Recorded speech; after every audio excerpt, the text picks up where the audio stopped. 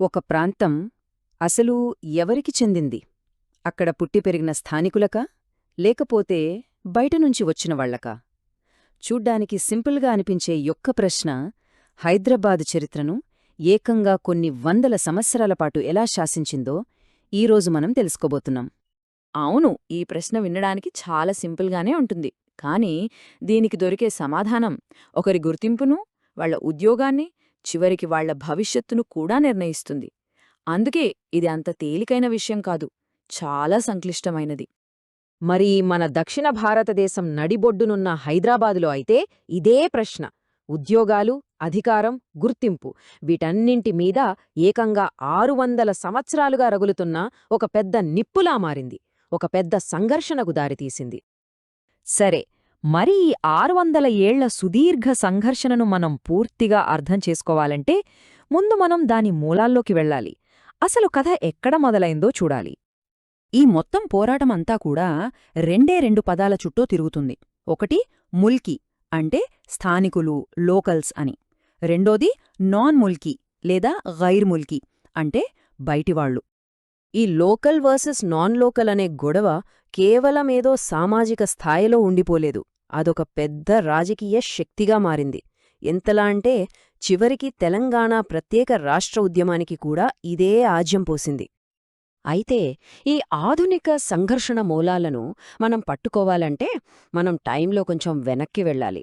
సుమారు 600 ఏళ్లు వెనక్కి, బహమనీ సుల్తానుల కాలానికి. చూడండి, ఆ కాలంలోనే ఈ గొడవకి బీజాలు పడ్డాయి. అప్పుడు 2 గ్రూపులుండేవి. ఒకవైపు స్థానికంగా ఉండే దక్కనీలు, మరోవైపు ఇరాన్, ఇరాక్, టర్కీ లాంటి ప్రాంతాల నుంచి వలస వచ్చినవాళ్లు. వాళ్లని అఫాకీలు అనేవాళ్లు. సో ఈ 2 వర్గాల మధ్యనే మొదటిసారిగా ఈ మనవాళ్లు, పరాయివాళ్లు అనే తేడాలు మొదలయ్యాయన్నమాట. ఇక పెద్ద పెద్ద ఉద్యోగాలు, అధికారమంతా ఈ బయటినుంచి వచ్చిన అఫాకీలు చేతుల్లోనే ఉండేది. దీంతో తమ స్వంత గడ్డమీదే దక్కనీలు 2వ తరగతి పౌరులుగా బతకాల్సొచ్చింది. ఈ అసంతృప్తి మెల్లమెల్లగా పెరిగి ఆ అంతర్గత కలహాలు ఎంత తీవ్రమయ్యాయంటే చివరికి అదొక పెద్ద సామ్రాజ్యపతనానికే దారితీశాయి. అదే బహమనీ సామ్రాజ్యం. సరే, ఇప్పుడు కొన్ని శతాబ్దాల ముందుకు వద్దాం, 19వ శతాబ్దంలోకి. ఇక్కడ ఆ పాత నిప్పు మళ్లీ రాజుకుంది. కాని విచిత్రమేంటంటే ఈసారి దానికి కారణం రాష్ట్రాన్ని బాగుచెయ్యాలి, ఆధునికీకరించాలి అనే ఒక మంచి ఉద్దేశ్యం. అప్పుడు అసఫ్ జాహీర్ రాజవంశం పాలనలో ప్రధానమంత్రి సాలార్జంగ్ హైదరాబాద్ రాష్ట్రాన్ని ఒక ఆధునిక రాష్ట్రంగా మార్చాలని ఒక పెద్ద సంకల్పం తీసుకున్నారు. ఆయన చాలా సంస్కరణలు తీసుకొచ్చారు. సివిల్ సర్వీసులు ఏర్పాటు చేయడం దగ్గర్నుంచి పబ్లిక్ వర్క్స్, ఎడ్యుకేషన్ డిపార్ట్మెంట్లు పెట్టడం, పన్నుల వ్యవస్థను మార్చడం వరకు ఆయన లక్ష్యం ఒక్కతే: ప్రభుత్వాన్ని పక్కాగా, సమర్థవంతంగా నడపాలి. కానీ ఇక్కడే ఒక పెద్ద సమస్యొచ్చింది. ఈ కొత్త ఉద్యోగాలన్నింటికీ చదువుకున్న, నైపుణ్యమున్నవాళ్లు కావాలి. అలాంటి వాళ్లు అప్పుడు హైదరాబాదులో పెద్దగా లేరు. మరేం చెయ్యాలి? అందుకే ఈ ఖాళీలన్నీ భర్తీ చేయడానికి ఉత్తర భారతదేశం నుంచి అధికారులను భారీ సంఖ్యలో ఇంపోర్ట్ చేసుకోవాల్సొచ్చింది. దాని ఫలితమేమైందో తెలుసా? చాలా స్పష్టంగా కళ్లకు కట్టినట్టు కనపడింది. మన స్థానిక ముల్కీలేమో చిన్న చిన్న ఉద్యోగాలకి పరిమితమైపోయారు. అదే బయటనుంచొచ్చిన నాన్ ముల్కీలు పెద్ద పెద్ద ముఖ్యమైన పదవులన్నీ వాళ్లే తీసుకున్నారు. అంతేకాదు, ఈ తేడా కేవలం పదవుల్లోనే కాదు, జీతాల్లో కూడా కుట్టొచ్చినట్టు కనిపించింది.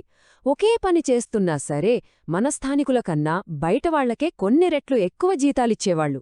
ఇంకేముంది, ఇది స్థానికుల్లో అసంతృప్తిని ఇంకా పెంచేసింది. ఈ టెన్షన్స్ రోజురోజుకీ పెరిగిపోవడంతో నిజాం ప్రభుత్వం ఇక తప్పనిసరి పరిస్థితుల్లో రంగంలోకి దిగింది. అసలు ముల్కీ అంటే ఎవరు? ఎవరిని మనం స్థానికులుగా గుర్తించాలి అని అధికారికంగా ఒక నిర్వచనమివ్వాల్సొచ్చింది. అలా ప్రభుత్వం ఒక ఫర్మానా జారీ చేసింది. దాని ప్రకారం ఒక వ్యక్తి ముల్కీ అనిపించుకోవడానికి 4 దారులు పెట్టారు. మొదటిది, పుట్టుకతోనే హైదరాబాద్ రాష్ట్రంలో పుట్టి ఉండాలి. లేదా రెండోది, కనీసం 15 ఏళ్లు ఇక్కడే నివసిస్తూ ఇక్కడే ఉంటానని చెప్పాలి. ఇక మూడోది, తండ్రి గనక ముల్కీ అయితే వాళ్ల పిల్లలు కూడా ముల్కీలే. నాలుగోది, ముల్కీ మహిళల విషయంలో కొన్ని ప్రత్యేక నిబంధనలు పెట్టారు. సో దీంతో ఏమైందంటే అప్పటిదాకా సమాజంలో ఉన్న ఒక గొడవ, ఒక ఉద్రిక్తత ఇప్పుడు గవర్నమెంట్ పాలసీగా మారిపోయింది. లోకల్ వర్సెస్ నాన్ లోకల్ అనే ఈ విభజనకి ఇప్పుడు అధికారికంగా చట్టబద్ధంగా ఒక ముద్ర పడిపోయిందన్నమాట. అయితే ఈ రూల్స్ సమస్యను పరిష్కరించాయా? లేదు. పైగా దాన్ని ఇంకాస్త పెద్దది చేశాయి. ఎంతలా అంటే రాబోయే 100 సంవత్సరాల పాటు ఈ ప్రాంత రాజకీయాలను శాసించే సెంట్రల్ ఇష్యూగా ఇదే నిలిచిపోయింది. ఈ టైమ్లైన్ చూస్తే మనకు క్లియర్గా అర్థమవుతుంది. ప్రతి కీలక రాజకీయ మలుపులోనూ ఈ ముల్కీ సమస్యే సెంటర్ పాయింట్. చూడండి, 1919లో నిజాం రూల్స్ పెడితే 1952 వచ్చేసరికి నాన్ ముల్కీ ఉద్యోగాలకు వ్యతిరేకంగా పెద్ద అల్లర్లే జరిగాయి. ఆ తర్వాత ఆంధ్రప్రదేశ్ ఏర్పడినప్పుడు జెంటిల్మెన్స్ అగ్రిమెంట్లో కూడా ఇదే కీ పాయింట్. ఇక చివరికి 2014లో తెలంగాణ ప్రత్యేక రాష్ట్రం ఏర్పడటానికి వెనుకున్న అతి పెద్ద కారణాల్లో ఈ ముల్కీ హక్కుల పోరాటం కూడా ఒకటి. అంటే అర్థం చేసుకోండి, ఇది కేవలం ఏదో ఒక చిన్న గొడవ కాదు. ఇది తరతరాలుగా హైదరాబాద్ రాజకీయాలను నడిపించిన ఒక పెద్ద కథ, ఒక నిర్ణయాత్మక శక్తి. ఇదంతా మనల్ని ఒకే ఒక్క ప్రశ్న దగ్గర ఆపుతోంది. స్థానిక గుర్తింపును కాపాడుకోవడం ఎక్కడ ఆగి, బయటివాళ్లను అడ్డుకోవడం ఎక్కడ మొదలవుతోంది? ఈ ప్రశ్న 600 సంవత్సరాల క్రితం ఎంత ముఖ్యమో ఈ రోజు కూడా అంతే ముఖ్యం. ఆలోచించండి.